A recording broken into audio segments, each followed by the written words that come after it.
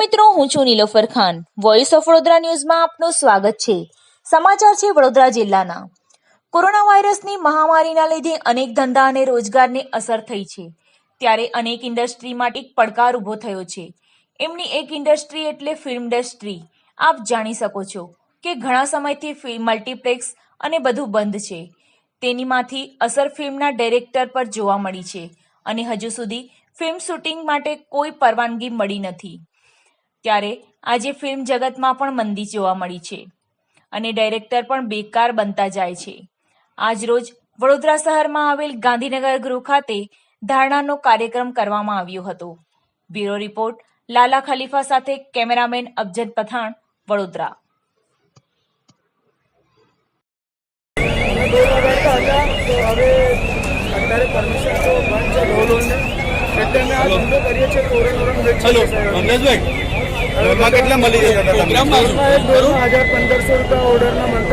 અત્યારે શું પરિસ્થિતિ છે કે તોરણ વેચીએ છીએ સાહેબ અમે.